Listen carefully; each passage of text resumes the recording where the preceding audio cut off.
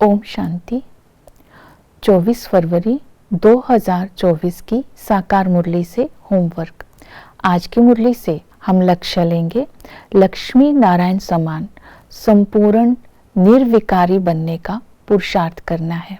संपूर्ण निर्विकारी बनने के लिए याद के ऊपर अटेंशन देना है, धारणाओं पर अटेंशन देना है, देही अभिमानी बनना है, बेहद का वैराग्य रखना है, चक्र बुद्धि में फिराना है और सेवा में बिजी रखना है। तो अपने आप को इस तरह मनन चिंतन में बिजी रखेंगे तो संस्कारों में पवित्रता आएगी। याद के लिए बाबा ने कहा कि याद करना है, एक बाप को तीव्र पुरुषार्थ करना है, याद में तीखे जाना है। इसमें ही बाबा ने कहा अगर तुम सहज याद में रहेंगे तो सारे पाप कट जाएंगे। तो इसलिए बाप की याद में लग जाना है। याद करने की विधि है बाबा के साथ प्यार। तो बाबा ने कहा एक बाप से प्यार होना चाहिए, एक बाप दूसरा ना कोई, बाकी सबसे मोह को निकाल देना है। और सबसे मोह तब निकलेगा अगर बाबा के साथ सर्व संबंधों का आत्मा रस लेती रहेगी कि इस समय चलते फिरते उठते बैठते बाबा की महिमा अपनी बुद्धि में रखेंगे कि बाबा संगम पर आकर के हमारे सारे हिसाब किताब चुकतू करवाते हैं, अंदर से सारा किचड़ा निकाल देते हैं। बाबा संगम पर बाप टीचर सतगुरु का संबंध निभाते हैं, हमें हीरे जैसा बना देते हैं। तो इस तरह जब बाबा से होने वाली प्राप्तियों को याद करते हैं, बाबा का बनने से ही असंभव संभव हो जाता है। तो बाबा की याद निरंतर रहेगी और आत्मा के ऊपर से कट निकलती जाएगी। पिता के संबंध से हमें राज्य भाग्य के अधिकारी बनाते हैं, टीचर बनकर के राजाओं का राजा बनाते हैं। बाबा कहते मेरी ड्यूटी ही है तुमको पढ़ाना।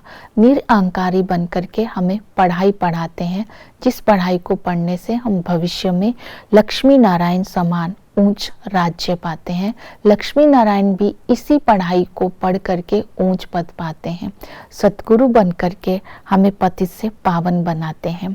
तो बाबा ने कहा ये मेरी ड्यूटी है, तुम सतगुरु बन करके तुम्हें पावन बनाना और टीचर बन करके तुम्हें पढ़ाई पढ़ाना। अर्थात बाबा ने बोला ये मेरा कर्तव्य है, इसमें कोई आशीर्वाद की बात नहीं है।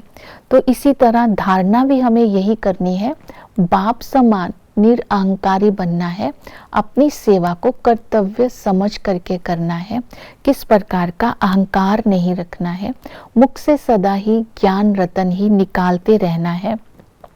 और बाबा ने कहा और सदा ही श्रीमत पर चलना है, ड्रामा पर निश्चय रखना है, किसी प्रकार का संशय बुद्धि नहीं बनना है, अपने अंदर के अवगुणों को निकालते रहना है।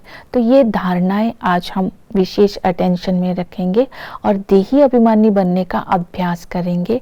मैं आत्मा हूँ, मैं आत्मा अविनाशी हूँ, ये शरीर विनाशी है, मुझ आत्मा के अंदर जो पार्ट है वो भी अविनाशी है और आत्मा भी अविनाशी है। तो इस स्मृति में अगर रहेंगे तो बाबा ने कहा आत्मा के गुण संस्कारों में आते जाएंगे। बेहद का वैराग्य रखना है। ये सारी दुनिया कब्रिस्तान है, ये दुनिया अब खत्म होने वाली है। जब ये बुद्धि में होगा तो जितना वैराग्य होगा उतनी याद रहेगी, उतना धारणा होगी। और ड्रामा ये हूबहू रिपीट होता है, ज्यों का त्यों ड्रामा ये रिपीट होता है। इस ड्रामा के आदि मध्य अंत को बुद्धि में रखना है, जिसको बोलते हैं स्वदर्शन चक्र, कि हम इस ड्रामा में कैसे पार्ट बजाते आए हैं। आदि में हम संपूर्ण निर्विकारी थे, जब वहाँ आधा कल्प हम सदा सुखी थे, पवित्र प्रवृत्ति मार्ग था, वहाँ सब देवता दैवी गुण धारण दैवी गुणों वाले थे, वहाँ कोई भी विकार नहीं था, सभी पूज्य कहलाते थे। मध्य में जब आते हैं तो पुजारी बन जाते हैं, आसुरी गुण आ जाते हैं और भक्ति स्टार्ट हो जाती है।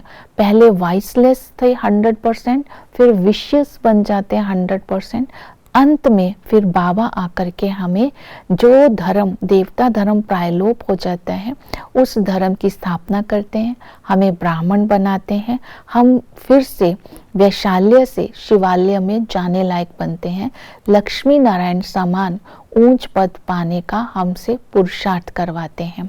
जब इस तरह स्वदर्शन चक्कर फिराते रहेंगे तो विकारी संस्कार ऑटोमेटिकली ही खत्म होते जाएंगे। इस समय हम ईश्वरीय मत पर चलकर संपूर्ण निर्विकारी बन रहे हैं और सेवा में बिजी रखना है कि स्थूल या सूक्ष्म कोई भी सेवा करनी है, सबको कांटों से फूल बनाना है। पहले खुद बनना है, फिर दूसरों को बनाना है। जो गीता का खंडन हुआ है, गीता का भगवान श्री कृष्ण को बोल दिया है, ये समझाना है गीता का भगवान शिव है, श्री कृष्ण नहीं है। बाप ही पैगंबर है। इस संगम पर आकर के हमें पैगाम देते हैं और हमें घर ले जाते हैं और नई दुनिया में भेजते हैं। ओम शांति।